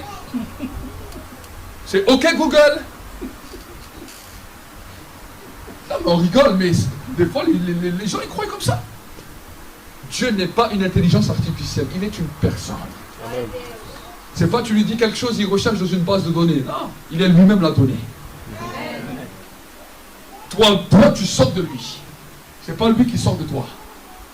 Amen. Et quand nous nous convertissons, nous rentrons de nouveau en lui. Amen. Nous étions sortis en dehors de lui à cause du péché. Mais quand nous nous convertissons, nous re-rentrons dans son ventre. Amen. C'est pour cela que la Bible nous dit que celui qui est en Christ est caché. Vous comprenez? C'est pour ça comment il s'appelle, le vieux là, Nicodème. Il est venu parler avec Jésus, il a dit, mais je comprends ce que tu racontes, tu nous parles de nouvelle naissance, tu nous parles de naître de nouveau, mais comment? Lui, il a compris la dimension prophétique, que les autres n'ont pas compris d'ailleurs, qu'aucun des apôtres qui étaient avec Jésus n'a rien compris. Mais lui, qui était un docteur de la loi à Jérusalem, il a dit, si j'ai bien compris, on doit re-rentrer dans un ventre. Mais comment un homme, quand il est vieux, peut-il re-rentrer dans le sein de sa mère? Ça, Jésus, ça lui plaisait. Parce que là, il parle avec un homme qui, dès qu'il lui parle de certaines choses du ciel, lui comprend. Même les disciples, imaginez, ils étaient à côté. Purée, celle-là, cette question, je ne m'y attendais pas. Un vieux qui re-rentre dans le sein de sa mère. C'est une folie. Et voilà pourquoi Jésus lui dit, celui qui est esprit. Ne t'étonne pas que je t'ai dit qu'il faut naître d'en haut. Pourquoi? Parce que quand nous acceptons Jésus, quand nous passons par les eaux du baptême, nous rentrons maintenant dans le ventre de Dieu. Amen. Yes. Amen. Amen. Qu'est-ce qu'il y a dans un ventre? Dans quoi un bébé il est? Dans de l'eau, dans le liquide amniotique à l'intérieur du ventre. C'est ça qui le fait vivre. Là, il a un cordon direct. Le cordon ombilical dans notre vie, c'est le Saint-Esprit. Amen. Yes. Amen. Amen. On entre dans le ventre de Dieu. Dès le moment où nous avons décidé d'accepter Jésus comme Seigneur et Sauveur. Amen. Et là, quand le diable nous cherche, il ne peut pas rentrer dans le ventre de Dieu. tu es caché en Christ. Amen. Et ensuite il dira, celui qui est en moi et qui demeure, dis avec moi, demeure. Ça veut dire qu'il reste dans cette position dans laquelle Dieu t'a mis à cause de ton alliance, portera beaucoup de fruits. Est-ce que l'évangile c'est compliqué? C'est facile. Tu as juste besoin d'entrer dans le ventre de Dieu, tu es caché, de demeurer, et maintenant tu portes du fruit. C'est ça, c'est simple comme bonjour. Alors, quand un bébé est dans un ventre, alors des fois il a faim, il peut dire à sa maman, je veux manger des fraises, je veux manger des pommes, je veux manger des bananes. La maman, elle sent ça. Elle sent que son bébé a besoin de tel et tel aliment. C'est pour ça que la Bible nous dit, faites connaître à Dieu vos besoins chaque jour et croyez que vous l'avez reçu et vous le verrez s'accomplir. Amen. Je te demande de chaque jour. Donc aujourd'hui, si tu as besoin de bananes, je dis Seigneur, voilà, je te remercie pour les bananes que tu vas me donner. Dieu va t'ouvrir la porte, tu vas avoir des bananes. Amen. Maintenant, quand un bébé est dans un ventre, des fois les mamans ils posent leurs mains comme ça. Hein. Je ne suis pas une maman, mais j'ai vu les mamans faire. Ils posent leurs mains et ils parlent au bébé. Comment tu vas, mon bébé? Et tout d'un coup, le bébé commence à bouger. Il fait de la boxe, il commence à danser. On lui met de la musique, on lui parle. Et le bébé commence à grandir, il se sent en sécurité. Quand il entend la voix du père, quand il entend la voix de la mère, voici que ça le sécurise à l'intérieur. C'est ce que nous vivons dans notre vie spirituelle. On nous dit que quand nous louons Dieu, quand nous adorons Dieu, la louange est le symbole de l'eau. L'eau est le symbole de la vie. Jésus a dit, celui qui croit en moi, des fleuves d'eau vive jailliront de son sein. Comment ces fleuves d'eau vive peuvent-elles jaillir? C'est par la louange et par l'adoration. Chaque fois, vous savez, bien souvent, des fois, quand je prends ma guitare comme ça, je loue Dieu, j'adore Dieu, tout d'un coup, mes oreilles spirituelles s'ouvrent et j'entends des cascades, des cascades et des cascades qui coulent. Au début, quand j'étais jeune converti, je me suis dit, mais qu'est-ce que c'est? J'ai ouvert mes yeux, je croyais qu'il y avait de l'eau qui coulait. J'ai dit, mais qu'est-ce qui se passe? Qu'est-ce qui se passe? Et chaque fois, bam, tout d'un coup, il y a un torrent. Et la louange commence à m'emporter, à faire quelque chose à l'intérieur de moi. Et à bouillir à l'intérieur de moi. Et je me disais, mais qu'est-ce qui se passe? Jusqu'à ce que j'ai commencé à voir dans la Bible la dimension de l'eau, que la voix de Dieu est semblable à des grandes eaux. Que la gloire de Dieu se manifeste de cette manière à travers les eaux. Et là, j'ai dit, waouh! J'ai dit, nous entrons dans le surnaturel de Dieu. Amen. Nous entrons dans le monde spirituel et nous commençons à découvrir qui est Dieu. Amen. Amen. Amen. C'est pour ça que ça peut peut-être choquer. Si tu vas me voir prendre la guitare, je ne sais pas comment je vais partir. Tous les musiciens qui travaillent avec moi, ils le savent. Au début, ils sont choqués. Et ils ne savent pas ni combien de temps on va rester, ni combien de temps on va partir. Parce qu'il y a un mouvement dans l'esprit. Dis avec moi, un mouvement. Dieu veut te faire entrer dans son mouvement. Et chaque fois que tu vas entrer dans le mouvement de Dieu, ta vie va être bouleversée. Chaque fois que tu vas laisser ces eaux impacter ta vie, bouleverser ta vie, tu vas voir que tu n'auras plus faim, tu n'auras plus soif du péché. Jésus a dit, celui qui mangera le pain que je lui donnerai, celui qui boira l'eau que je lui donnerai, n'aura plus jamais faim, n'aura plus jamais soif, parce qu'il sera rassasié. Amen. Et c'est pour ça que quand on voit cela, on voit souvent dans les réunions, des fois, les gens ils tiennent 2 heures, 3 heures. Des fois il m'arrivait de prêcher 2 heures, 3 heures. Les gens ils étaient là. À la fin ils regardaient l'heure, ils disaient, ah bon, l'heure est déjà tellement passée. On a fait des fois des réunions de 5 heures, de 6 heures. Non, vous inquiétez pas, aujourd'hui on ne va pas vous tenir 6 heures. Mais vraiment c'est ce que j'ai à cœur pour vous, peuple de Dieu, que vous puissiez entrer dans cette dimension. Amen. Amen. La Bible nous dit, mon peuple périt parce qu'il lui manque la connaissance. Et des fois, par manque de connaissance, nous perdons des années, nous perdons du temps, nous perdons des années. Et finalement, on aime Dieu, mais on sait qu'il nous manque quelque chose. Alors aujourd'hui, on se tourne peut-être vers le YouTube. On va dire, oui, mais regarde, en Afrique, ils vivent d'autres choses. Au Brésil, ils vivent d'autres choses. En Colombie, ils vivent d'autres choses. À croire qu'il faut juste déménager pour vivre autre chose. Alors certains partent. Alors vu qu'ils sont dans un autre climat, alors voici ce climat, il rentre dedans. Mais Dieu n'est pas un climat. Il a dit à la Samaritaine, le peuple juif m'adore à Jérusalem, vous m'adorez sur la montagne. Mais l'heure vient où ce ne sera pas à Jérusalem, ou sur une montagne que les hommes vont m'adorer. Car Dieu est esprit, et il faut que ceux qui l'adorent, l'adorent en esprit et en vérité. L'adorent en esprit et en vérité. L'adorent en esprit et en vérité. Deux conditions. La première dimension, l'esprit. Pourquoi l'esprit? Parce que nous avons reçu l'esprit d'adoption par lequel on peut appeler Dieu Père. Par lequel on peut dire à Dieu, Abba, Père, Papa. Et la deuxième dimension, c'est parce qu'on apprend à être vrai avec Dieu. Quand j'ai une peur, quand j'ai une crainte, je ne dis pas Seigneur, s'il te plaît, agis. Non, je viens devant Dieu, je dis Seigneur, avant de faire ma prière, cette peur-là est terrible, je vais me débarrasser de cette peur, parce que sinon, si je viens dans la prière avec cette peur, ma foi sera inefficace. C'est ce que Job a dit. Ce que je crains, c'est ce qui m'arrive, ce que je redoute, c'est ce qui m'atteint. Combien de fois il nous arrive des problèmes, on dit, je savais que ça allait m'arriver. Je savais que ça allait m'arriver. Alors on dit, non, Dieu m'a averti. C'est pas Dieu qui t'a averti, c'est ta peur qui t'a averti. Ah oui. Ta peur est tellement forte qu'elle peut même venir sous forme de vision et d'image. Est-ce que tu crois que c'est Dieu qui va te dire, tu vas avoir tel et tel problème, tu vas avoir tel et tel accident, tu vas divorcer? Est-ce que tu crois que c'est Dieu qui parle comme ça? Le Dieu que je ne connais ne parle pas comme ça. Le Dieu que je connais ne parle pas comme ça. J'aime le monde prophétique. J'aime voir comment Dieu fait. Mais par contre, toute parole, je vais les éprouver. Je ne mets pas foi toute parole. Je vois une parole où je vois ma pierre tombale avec une croix et je dis, oh, c'est mon temps, je vais mourir. À rien de moi, Satan. Même si c'est une vision claire qui vient de cette manière, je sais que ce n'est pas Dieu qui me dit, parle comme ça. Amen. Amen. Eh oui. Des fois, on a même peur. Et une des peurs qui touche le plus l'homme, c'est la peur de la mort. Parce que l'apôtre Paul nous dit, le dernier ennemi que nous allons vaincre, c'est la mort. Alors, tant qu'on est jeune, tant que la mort est loin, on n'y pense pas trop.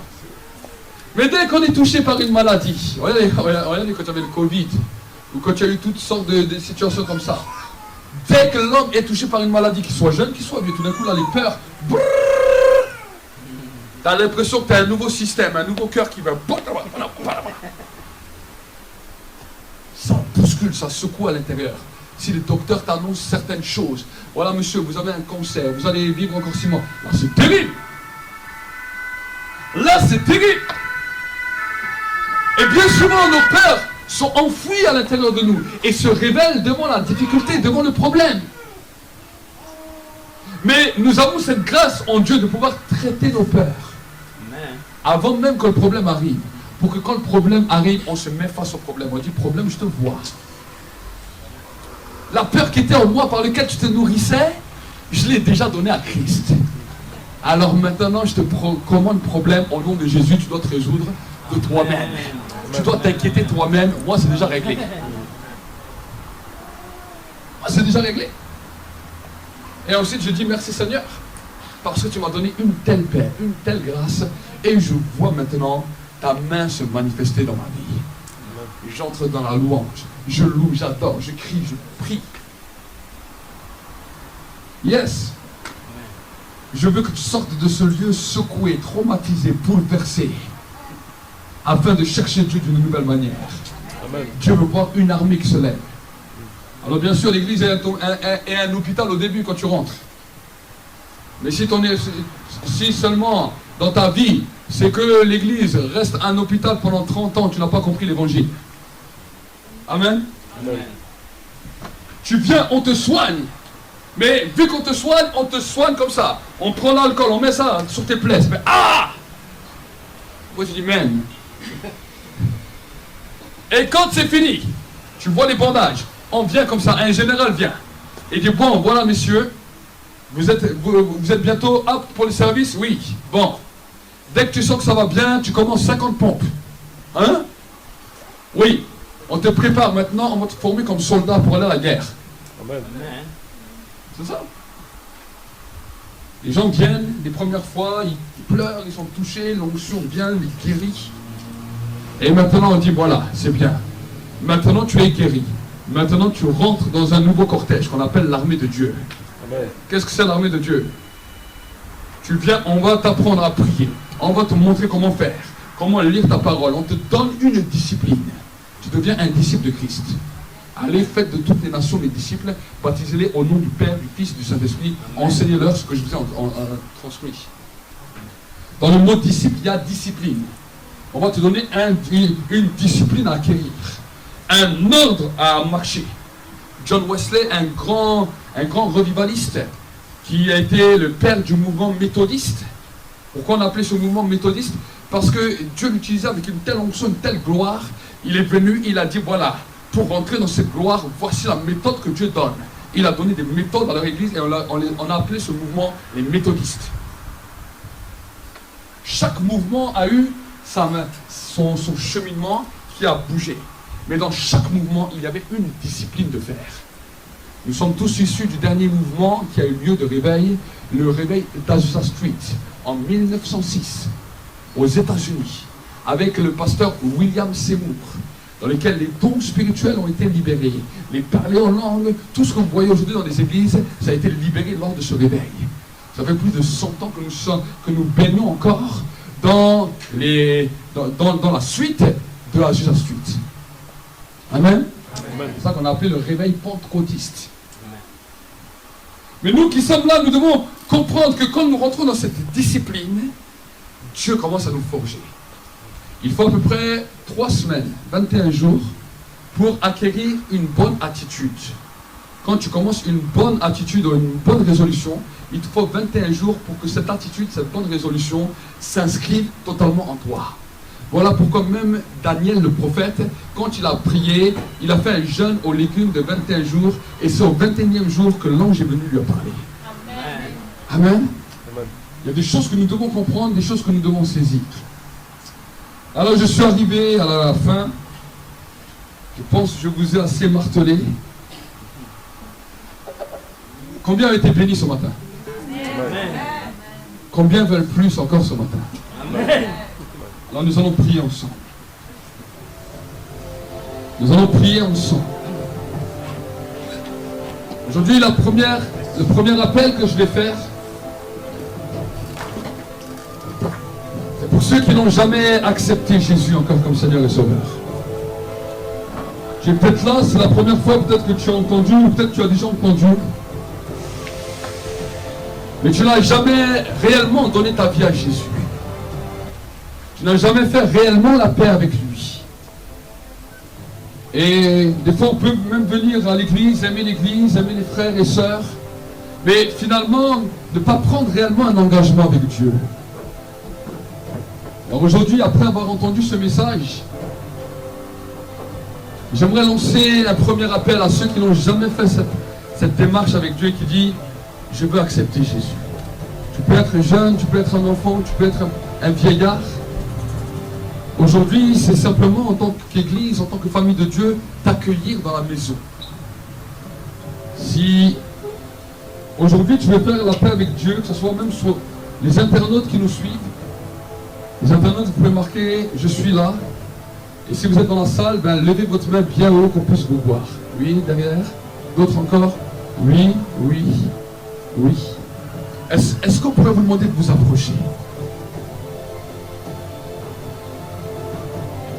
Est-ce qu'il y en a sur le net aussi? Je sais pas. Tu me dis s'il y a sur le net aussi. Approchez-vous. Approchez-vous. Tous ceux qui ont levé les mains. Vous pouvez... allez-y. S'il y en a encore d'autres, nous allons fermer nos yeux ensemble. Élevez vos mains vers le ciel. Et Église, nous allons prier, vous allez prier avec eux aussi. Je vais les amener dans une prière de repentance. La Bible nous dit, c'est en croyant du cœur et en confessant de la bouche qu'on parvient au salut. Aujourd'hui, nos bien-aimés vont entrer dans le ventre de Dieu. Cachés dans le ventre de Dieu. Il y avait des gens qui vous attaquaient, qui vous voulaient du mal, de la sorcellerie, de l'occultisme, peu importe. À partir d'aujourd'hui, les choses anciennes deviennent passées. Alors vous allez faire cette prière avec moi et vous allez dire, Père de gloire, à haute voix, Père de gloire. Aujourd'hui, je viens devant toi, tel que je suis. J'ai entendu ta parole.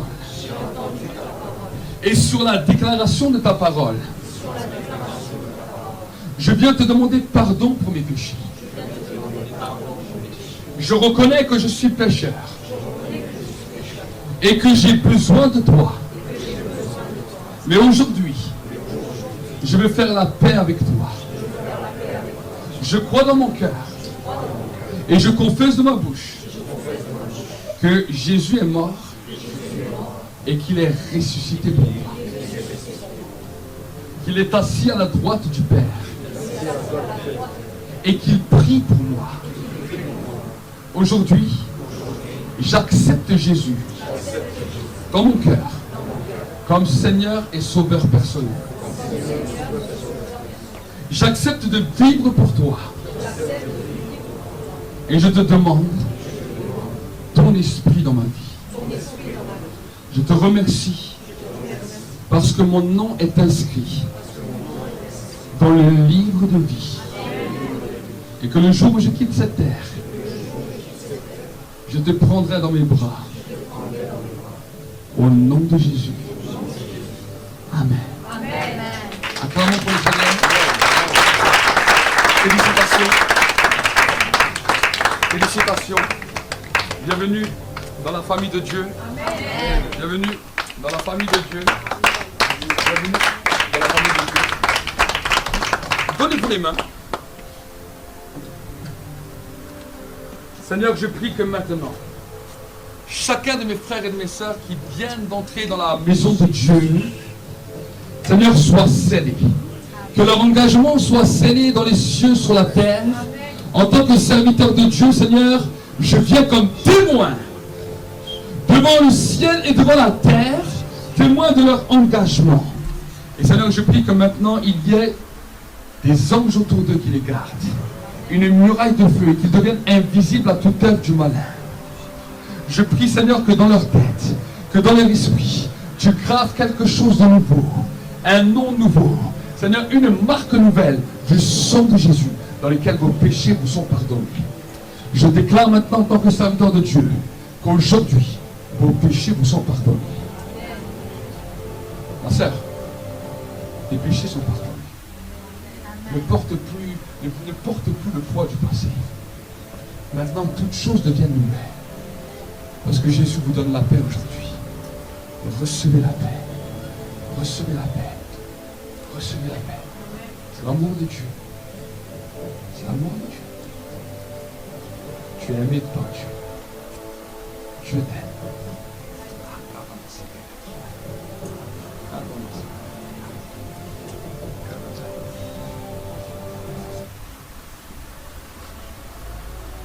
Mes frères, je vous annonce. Vous avez de la valeur à ses yeux. De la valeur. Peu importe ce que les gens disaient avant. Aujourd'hui, c'est nouveau. Je suis juste un frère avec vous, qui vous accompagne dans ce chemin. Soyez vraiment les bienvenus. Soyez les bienvenus.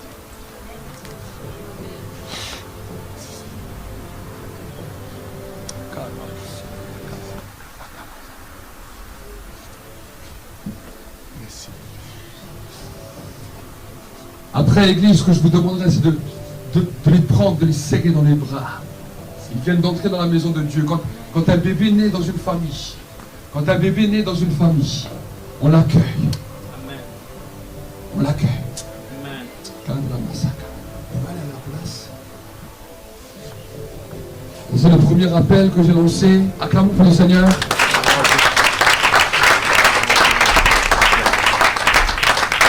Ce sont vos frères, vos sœurs qui ont rejoint le Seigneur. Waouh, il y a les ciels qui est ouvert. Et maintenant, je vais lancer un second appel. Pour ceux qui ont déjà accepté Jésus, mais qui des fois ont rétrogradé, des fois sont tombés, des fois n'ont plus cette passion, n'ont plus ce feu, n'ont plus n'ont plus ce même zèle et qui dit mais j'aimerais être renouvelé. J'aimerais vivre aujourd'hui quelque chose de nouveau. J'aimerais un renouvellement de l'onction. J'aimerais le renouvellement de la vie en moi. Alors aujourd'hui, si c'est ton cas, je te demande de sortir de ton rang, de ne regarder ni à droite ni à gauche et venir devant. Venir devant. L'onction de Dieu est là. L'onction de Dieu est là. L'onction de Dieu est là. Venez, venez devant. Venez devant.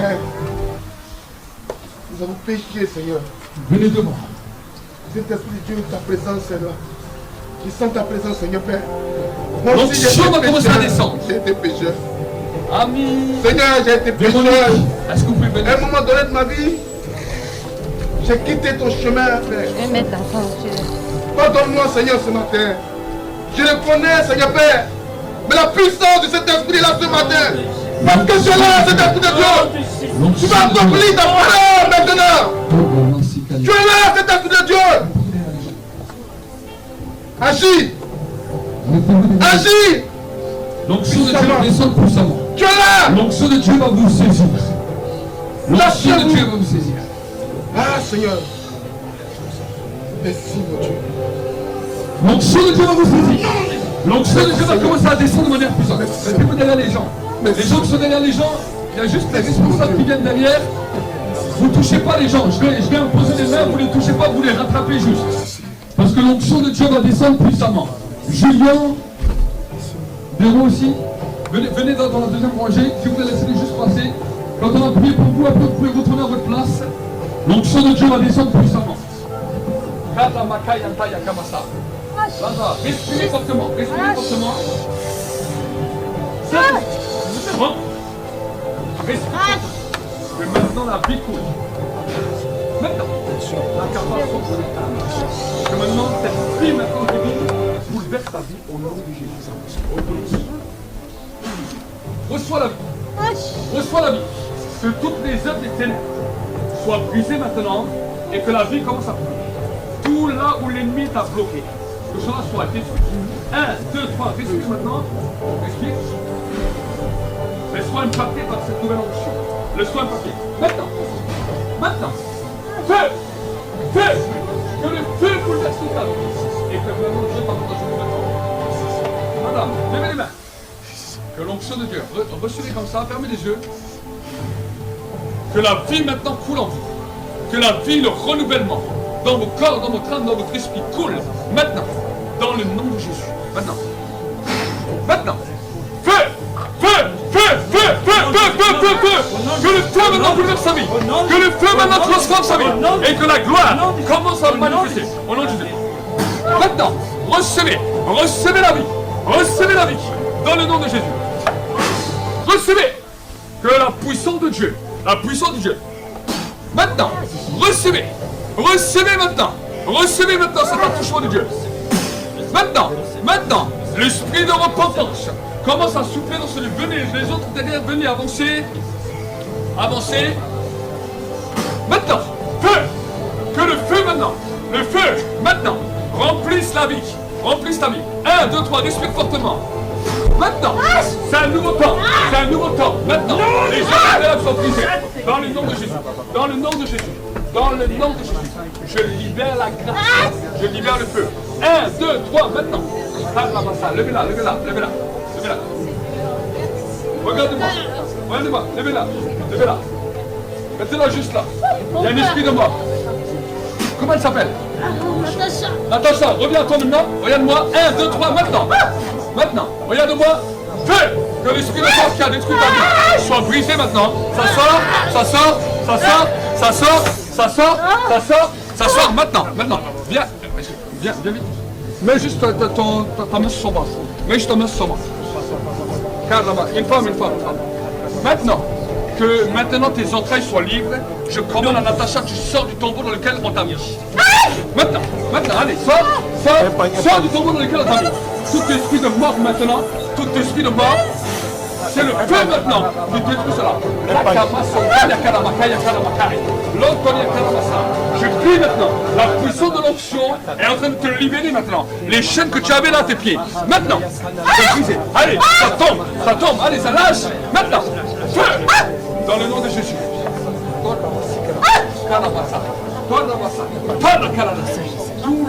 Tous les liens du sang. Et maintenant, je te dis, que ce soit dans les tatouages, que ce soit dans ta vie, soit brisé maintenant.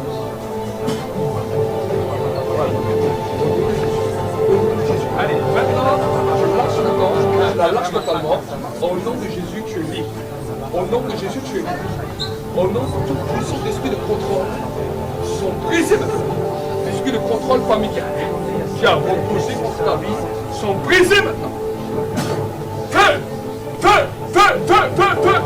Allez, les démons, sortez maintenant. Vous quittez maintenant. Vous quittez sa vie maintenant. Je vous commande de quitter. Je vous commande de libérer sa vie dans le nom de Jésus. Dans le nom de Jésus. C'est fini. C'est fini. C'est fini. 1, 2, 3, Natacha, tu reviens à toi. Natacha, tu reviens à toi. Tu reviens à toi. Maintenant. Maintenant, tu reviens à toi. 1, 2, 3. Tu reviens à toi. Tu sors le nom de ton corps. Allez, reviens à toi. Reviens à toi. Tu ouvres les yeux maintenant. Au nom de Jésus. Ouvre les yeux. Debout. Au nom de Jésus, que de la force maintenant vienne dans ton corps. Sofiane, il t'appelle. Allez, lève-toi. 1, 2, 3, maintenant. Ça va? Bien. Karabasekaya.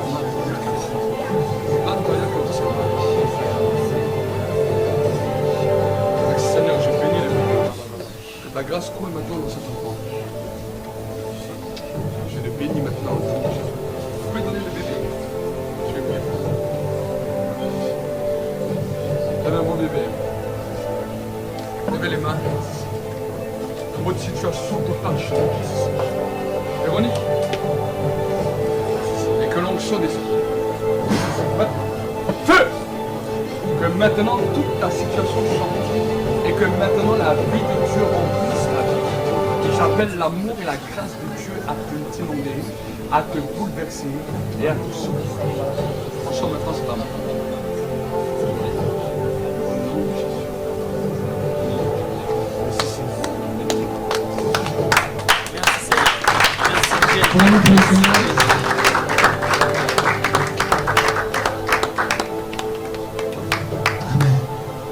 Mon frère. Merci, Pasteur Walid. Merci à tous. Alors que tu as sa fin, que Dieu nous bénisse, que sa parole vraiment demeure à nous. Et que nous aussi, nous puissions mettre toutes ces paroles en pratique. Que Dieu te bénisse, Pasteur. On va prier pour la fin. On va tous prier pour la fin. À tous ceux qui sont là, vous êtes disposés. Amen. On ferme les yeux. On baisse la tête, on lève les mains. Que l'amour de l'Éternel, la grâce de notre Seigneur Jésus-Christ, sa consolation, sa communion, soit sur nous tous aujourd'hui. Nous disons tous Amen.